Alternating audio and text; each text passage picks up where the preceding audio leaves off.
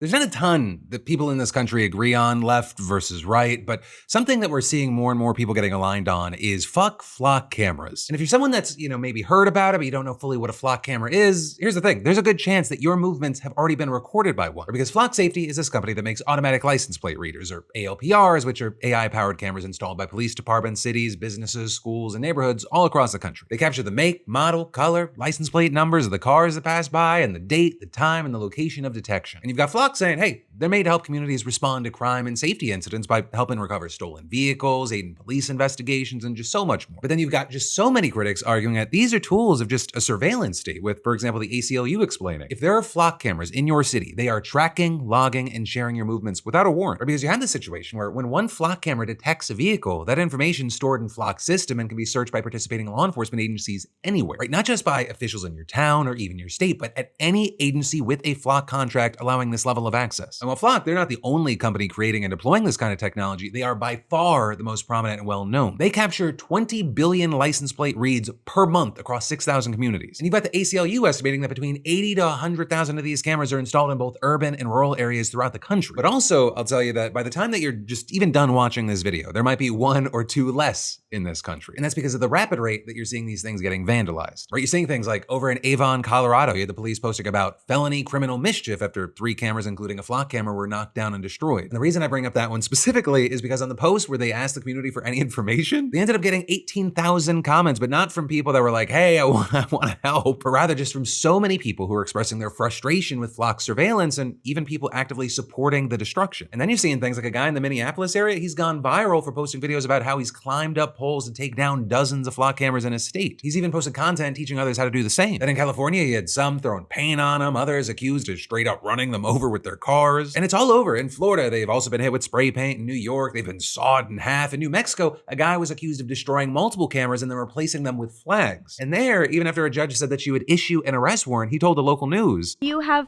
plans to continue to take down these flock cameras? Absolutely. No, absolutely. They are a clear and present threat to public safety. And you should understand, this is just a small sampling of a nationwide trend, right? This is happening in tons of states. So not everything is so destructive, right? You have some just trying to raise awareness that these cameras exist at all. So you've got people like in Florida, there's this 77-year-old man who camps out in front of these cameras in a lawn chair while holding up a big sign to block the lens and protest. And also to highlight how widespread flock tools are, many have turned to a site called DFlock, right? And it has this interactive map tracking all kinds of automatic license plate readers. So the site's creator telling the Wall Street Journal that overall, I don't think the government should know where we are all the time. And while you have the CEO of Flock saying that he does respect some criticisms of the company, here's also what he said about this effort to just tell people where these cameras are. Unfortunately, there's terroristic organizations like DFlock, whose primary motivation is chaos. They are closer to Antifa than they are anything else.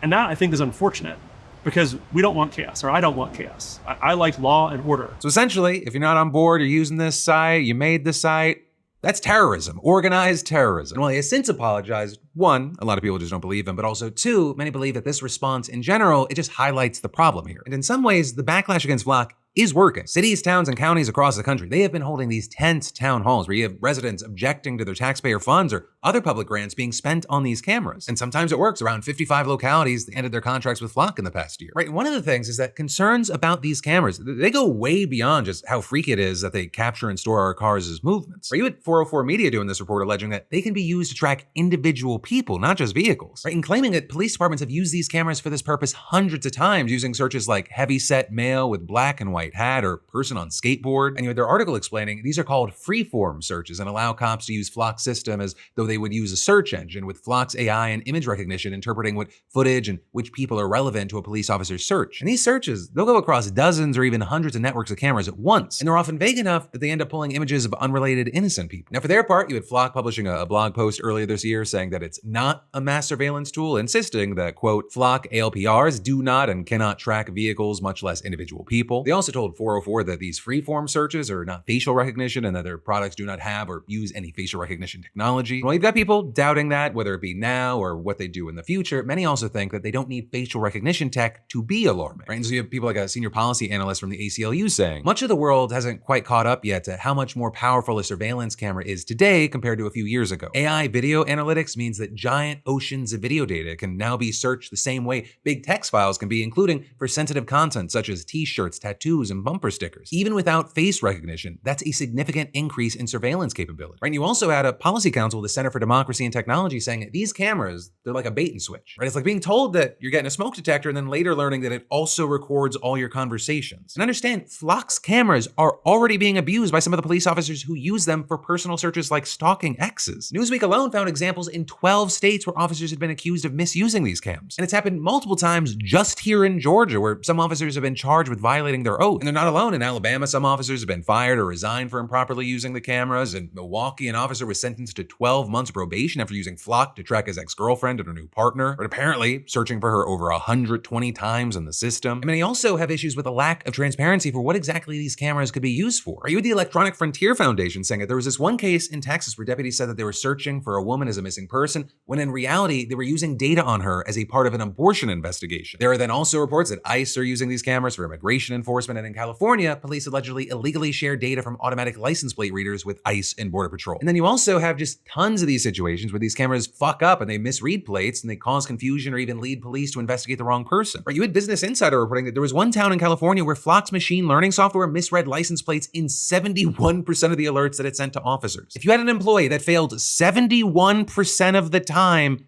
you would fire them. That's not an employee. That is a raccoon that somehow got into the building. And so some of the things you would see was like in one case, it would repeatedly confuse a 9 on a plate for an 8, falsely identifying a man's car as stolen. You also had CNN reporting on a case where a car reviewer in Minnesota was test driving a Range Rover when all of a sudden officers swarmed his car because it was reported as stolen, even though it was owned by Land Rover North America. But it then got mixed up with a car in Los Angeles with a similar plate that had been reported missing. And according to the ACLU, 1 in 10 license plate scans from Flock, they misread the state, and under 1% of the cars scanned are connected to any crime or wrongdoing. And so it ends up really not being too surprising that as more people learn about what's happening here, there's just kind of this united hatred no matter your political party. Or you just had the likes of Nithya Raman, the left-wing mayoral candidate in Los Angeles, saying that the city should cut ties with Flock, arguing surveillance without oversight does not create public safety, saying it tracks innocent people, enables abuse, and puts Angelenos in danger. And then all the way on the other side of the aisle, you had Tucker Carlson devoting a whole episode of his show to this. And while he didn't defend people who were vandalizing the cameras, he did say, they're videos, in other words, of people who don't feel they have any other recourse whatsoever, making one last-ditch attempt to preserve the one thing that makes them free in this or any other country, their birthright, by the way, and it's called privacy. They don't have it, they'd like it back. They think the Constitution guarantees it to them. Their lawmakers don't care. Their leaders don't care. Their police departments don't care. They don't think it's to make them safer. They understand that it's to strip them of their most basic humanity, which it is. And so with what seems to be at least some degree of a united sentiment, there do appear to be efforts in Congress to crack down on these cameras. And so, for example, you had Representative Thomas Massie promising to sponsor a bill that would withhold federal money from municipalities and police departments that deploy Flock and other style cameras to surveil law-abiding citizens. Because again, a lot of the outrage here, yes, it's around that it's happening in the first place, but also because public funds or grants and gifts given to cities are being used to pay for these in a lot of cases, even though the people that the money is meant to benefit do not always want these cameras watching them. And echoing that, you had Massie telling the Cincinnati Enquirer, I do not think that the federal government should be subsidizing the safety of cities who decided to go beyond the pale and basically turn their communities into a version of 1984. Saying as the Constitution requires, you have to have probable cause and reasonable suspicion to spy on people. You can't just spy on everybody. And adding that the security provided by those cameras does not justify the privacy it strips away. Arguing you can solve every crime if you put tags in us and tracked us everywhere and made us all wear body cameras, but at what cost? But with all that said, I then got to turn it to you. What are your thoughts here? What's your opinion? What's your reaction? Whether, this is how you're first learning about these cameras, if you've been a longtime Flock hater, or even if you land somewhere else. And then there's even more we gotta dive into in just a minute. But first, let me thank a sponsor and say, booking a doctor's appointment, it should take 5 minutes. Yet somehow it turns into 3 phone calls, 2 voicemails, and a calendar negotiation with a stranger. And then once the scheduling negotiations are final, let's be real, who actually remembers an appointment they booked 4 months ago? So I say, do what I do and use today's sponsor, Zocdoc. Right? Zocdoc lets you search and compare local in-network doctors so you can see your options without calling office after office. I've used it to narrow things down based on what actually matters to me, starting with insurance, then location, availability, and then reviews from real patients. And then, boom, I just choose the doctor I feel most comfortable with. And you can see actual appointment openings and instantly book online rather than finally calling only to learn that the next available visit is months away. No exaggeration needed. Also, appointments often happen within 24 to 72 hours, and you can sometimes even find same-day availability. And that's really the difference, right? Fewer steps, fewer excuses, and a much better chance you actually book the appointment. And also, did I mention that Zocdoc is completely free to use? Right? Your health matters, and taking care of yourself, it shouldn't be complicated. So find and book the right doctor with Zocdoc. So scan that QR code or go to Zocdoc.com/Phil to get started and check that appointment off your to-do list. That's ZocDoc.com/Phil.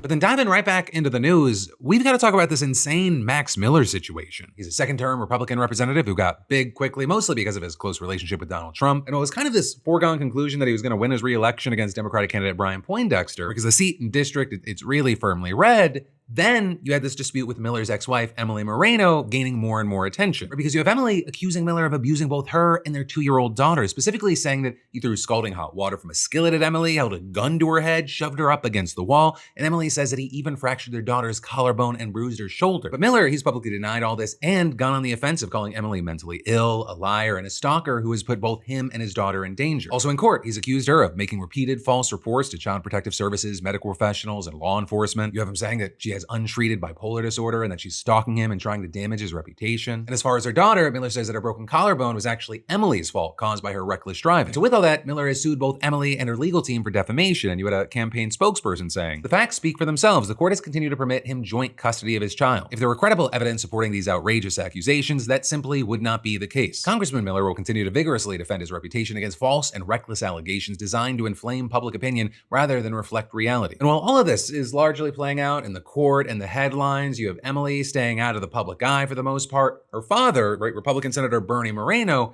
has not. And so over the weekend, you saw him taken to Twitter to say that Miller shouldn't be allowed to serve in the U.S. House, writing, as he has admitted privately, Max Miller needs serious psychological help, saying he is a danger to my daughter and I hold my breath every minute he has custody of my granddaughter. If there are any basic standards of character required to hold elected office, Max Miller fails them. I believe Max Miller needs to seek professional help to end the clear pattern of abuse he has left in his wake. I believe he should not be free to continue endangering others until he does. And then as far as the Trump of it all, right now it's at least not looking like Trump is going to swoop in to save the day. Right, no matter how tight he was with Miller at one point, with sources telling the New York Times that Trump's inner circle is pretty pissed with the way that Miller is handling the situation, or with many viewing this as a disaster of his own making and his own mess to clean up himself. And so then with that, you're seeing that a lot of Republicans are kind of staying either lukewarm or just silent on this issue altogether. And you have that standing out on its own, but it's also worth pointing out because Republicans were very loud in their criticism of Democrats Eric Swalwell and Graham Plattner when allegations against them came out. And so it puts a different sheen on situations like House Speaker Mike Johnson being asked, why Miller and Corey Mills from Florida, they're still allowed in the Republican conference after they had domestic abuse allegations laid against them, right? Especially as you have situations where Democrats dump Plattner. But as far as Johnson, he said that the key word in the situation is allegations, and he added, "We have a process here. I'm not in the business of commenting on investigations as they're in process, and we'll see how that shakes out." And that ends up also being similar to what Trump himself said. I'm going to look at it. I mean, so far it's accusations. I'll be looking at it. That's as you also have people like Representative Jim Jordan saying things like this. I know Max is a good man. I was up campaigning for him. I hope he wins re-election. He's done a good job as a member of Congress. And we should all pray for his family. These are difficult times that they're going through. We understand that. These kind of situations always are. And what you've seen there is that even within the Republican Party, some people are kind of pissed at the response from prominent leaders. So of course, a very big thing that we've seen especially these last 10 years is who is publicly associating their name with some sort of critique and who says it anonymously. So with that in mind, you had one anonymous GOP operative telling Politico, what happens when Democrats run ad after ad targeting GOP voters about Miller abusing the daughter of a pro-Trump MAGA senator? What does that do to GOP turnout? How does that affect our candidates at the top of the ticket who are already in tough races? And that ends up being a valid concern here because right now, Miller's reportedly still polling, but only just 1 percentage point ahead of Poindexter. Right? And this is a district that Trump won by double digits in 2024. So that's led to a lot of optimism from Democrats about actually being able to flip this seat blue. But things could still change because Miller still has until August 5th to drop out. Though I will say it doesn't look like that is the situation you're going to get. Because you had Miller going live on Twitter yesterday to deny everything, redirecting at Emily, as well as saying that he plans on keeping on with his re-election campaign. Every single one of these allegations were already investigated. And I cooperated fully every single time because I had nothing to hide and I have nothing to hide now. This election is just more about winning a seat in November for the Republican Party. This election to me is about my family and about our daughter and keeping our values here and holding the media and other individuals accountable who have been incredibly reckless. I'm not getting out of this race and I'm winning in November, and I'll be back in the 120th. And then with all this, as far as Poindexter's take on all this, he said, if all the allegations against Congressman Miller prove to be true, Max Miller should be in jail, not worried about retaining a seat in Congress. And that was also echoed by the Democratic Women's Caucus, who called for an investigation by the House Ethics Committee and said that Congress cannot sweep this under the rug. But for now, we're gonna have to wait to see if that's true and how this whole situation plays out. Right, but then also, while you've got news like Miller fighting to stay in the public eye despite the backlash against him, you then have other news like Ariana Grande actually taking a step back from public life. Right, and that's reignited this debate connected to, of course, people, they've been commenting on Ariana Grande's body for years now. Right, while she was promoting the Wicked movies when her tour started earlier this year, and just yesterday, you had her team giving a statement to People magazine saying, Ariana will be taking a step back from visibility after she completes the Eternal Sunshine tour. She looks forward to finishing the tour and ending it on a high note, both healthily and happily, and then taking a much-deserved break from public-facing work and appearances, which has led to endless ongoing public scrutiny. This tour has been a beautiful experience for her. She loves her fans and has loved every minute of this tour so much. And then with that, she's also pulling out of a West End revival of Sunday in the Park with George, which was a highly anticipated production that many thought would further her theater career. And while their team, they didn't go into specifics or, talk about what the public scrutiny impacting her is, everyone has kind of collectively filled in the blank. And so that is kind of what a big chunk of the conversation has been about her online, which is also kind of wild because her new album Petal actually just came out on Friday. The music video for the title track also came out too, and with that, you had some expressing genuine concern and other harsh criticism over her weight in it. Or with, for example, BuzzFeed putting out a piece claiming the shots in the video appear deliberately composed to draw attention to and emphasize her thinness in a way that can be reasonably viewed as glamorizing it. You also had a lot of people reading into the premise of the video. It shows Ariana in an old Hollywood casting call, continuously changing her image as a panel of men in suits reject her over and over. In some scenes, they cite her appearance, saying she needs work done or needs to lose a few pounds, and at one point they tell her they miss the old version of her and ask if she has a personality disorder. And it then ends with her attacking these men with a chainsaw, which kind of fits with the themes in the album, exploring anger with the press, the media, and maybe even her fans. And so then with that, you had comments on the video popping up saying things like, it's not about wanting the old Ariana back, it's about wanting her to be healthy. And saying, I genuinely wish her wellness, praying her close friends and family are being there for her. Of course, we only know what we see, but it is sad nonetheless. And then of course, there are also comments that are less sympathetic, ones that are more making this a spectacle and scandal out of it, which is then where you have a lot of this story getting complicated for people because there is a very, very, I will say, fine line between concern and compassion versus cruelty and condemnation. So you have some writing things like, the truth is we don't know what's going on with Ariana. That's her personal business. But we can and need to comment on this as it relates to the image of a pop star that young girls are going to see and try to emulate. But then also you're seeing things like one clinical psychologist writing a piece for The Conversation explaining, many people defend comments about a celebrity's appearance by saying they're simply expressing concern. But you then have them arguing concern doesn't require thousands of strangers discussing someone's body online, saying public speculation can become deeply personal, intrusive, and impossible to escape. Arguing research shows stigma surrounding eating disorders remains a major barrier to seeking help. Many people delay treatment because of shame, fear of judgment, and misconceptions about what an eating disorder looks like. So public conversations that repeatedly evaluate people's bodies may inadvertently reinforce exactly the problems we hope to prevent. And then interestingly, you had another psychiatrist telling USA Today that when it comes to these kinds of discussions where the person at the center is just so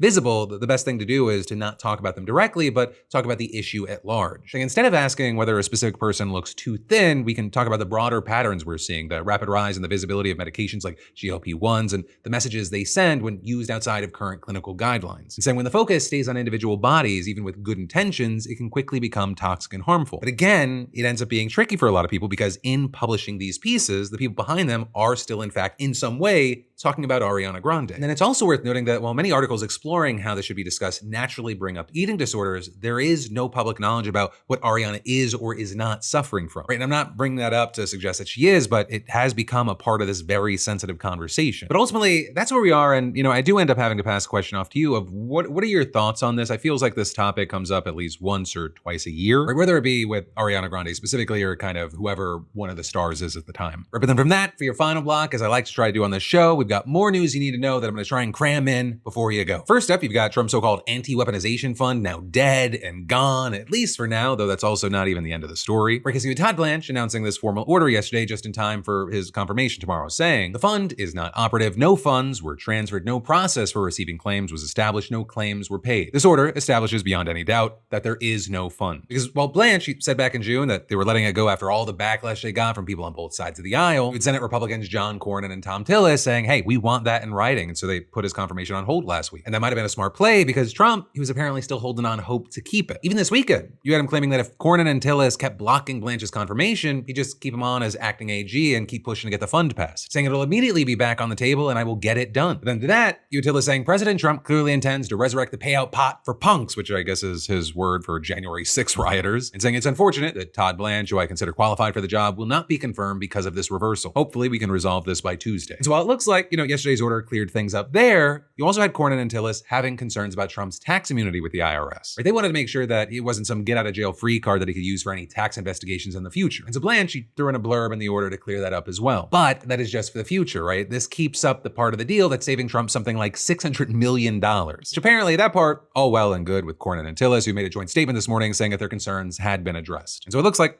confirmation's on. But that said, in other news, it might not be all good news for Trump's goons, because you now have him firing at Jeanine Pirro, of all people, for saying what we've all been thinking. The issue with the reflecting pool isn't random vandals with box cutters. It's just a botched renovation job. Because you have her office dropping the charges against former Olympian David Hearn, who they said damaged the pool earlier this summer. And actually now you have them saying that the damage is because contractors rushed to get the job done in time for the 250th celebration events that were going on in DC last month. With Pirro saying, given all this newly discovered information, it is difficult to attribute the widespread damage to the reflecting pool to vandalism. You even had her turning it on the Interior Department, saying they gave less than fulsome information about the case from the start, and adding if they were forthcoming with the information clearly in their possession, the government would not have sought a grand jury indictment. And this is just such an interesting turn of events coming from someone who said that she had tremendous evidence when she announced the case in the first place. But then as far as Trump, he crashed out on Truth Social, saying, I disagree 100% with Jeanine Pirro. It was a pure case of vandalism, all caps. There may have been some contractor difficulty, but the major damage was caused by vandals. With him even posting a video of people at the pool saying, look for yourselves. The material is being cut with a knife or a box cutter for all to see. You've had most people saying we really can't see what's going on there. So it doesn't really seem that that helped his point at all. But then with all that, you've got people turning to the contractors and government officials involved here, right? Saying they deserve to be investigated for lying to a federal grand jury about all this, and others even saying that everyone involved should go to prison. And so now you also have people wondering if this could be the end of the road for Pirro, right? Because you've seen what happens when Trump's minions let him down. But for now, it looks like that is yet to be determined. And personally, all I gotta say is, wow, this is definitely the first case of Trump working with contractors that did not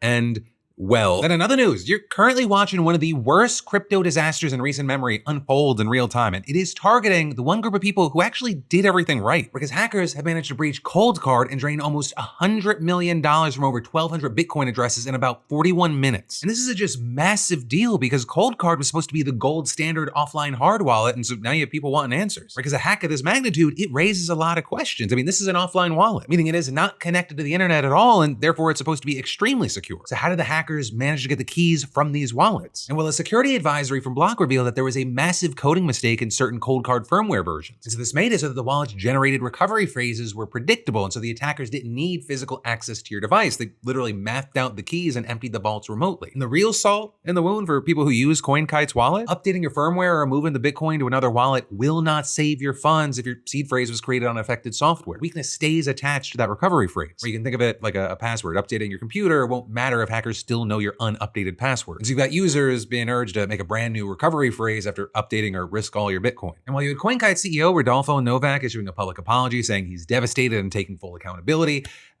it is not as full as a lot of users would want. Because in his statement, you had him saying that the company would release a full technical report over how this happened and help users to pursue police reports, insurance claims, or their own investigations. But getting your money back from the people you trusted, apparently that's a bridge too far. And then also notably, they blamed AI, claiming that AI-assisted code review can find bugs in code that would take humans forever to figure out. And while they're not alone, this has been a growing trend, and it's raised a lot of red flags about security in essentially every coded system. So you've got this fear out there that this could be the new normal for a while. And then last up in the news today, New York just filed a $36 billion lawsuit against Kalshi because New York AG Letitia James said that they're running an illegal gambling operation. And that $36 billion, that's how much you have her claiming that they've made from sports gambling times 3, a $100,000 fine for each time they offered it without a license, plus restitution for people who've placed bets on the platform. But now you have Kalshi speaking out saying it's sad to see this type of political theater from the leadership in our own state, saying states can't just shut down a federally licensed exchange. We love New York, we love New Yorkers, and New Yorkers love our product. But truthfully, what you're saying is that New York is just the latest in all of their legal battles across the country. Because you've got this tug of war going on with Kalshi in the middle, where states are saying that the federal government is stepping on their rights with prediction market regulation. And it does appear ironic because, as reports have noted, the federal government originally wanted to prevent states from offering sports betting, which the Supreme Court court said was overreaching. And now they could be overreaching by allowing it. And you've got people from federal agencies like the Commodity Futures Trading Commission saying, rather than seek reasoned answers from the courts, Letitia James and New York seek to force an unprecedented sudden shutdown of prediction markets nationwide. The CFTC has already sued to stop this and will continue to defend its jurisdiction. But then you also have a ton of people rooting for states like New York, saying this lawsuit is important and necessary action to uphold the rule of law, protect consumers, and defend the nearly 70,000 New York jobs supported by the legal gaming industry. And so what you should expect is that this is probably all going to land with the Supreme Court sooner or later. And while that, my friend, you beautiful bastard, is the end of your Monday show, I got two things to end on. And that is one, if you want to snag this emotionally exhausted shirt, which we just dropped, you can go to beautifulbastard.com. And two, I also put out a bonus deep dive video this morning on this whole NVIDIA scandal that's really fascinating in my opinion. And so I'll include links you can click or tap in the usual spaces on screen in the description. But with all that said, my name is Philip DeFranco. You've just been filled in. I love yo faces, and I'll see you right back here tomorrow.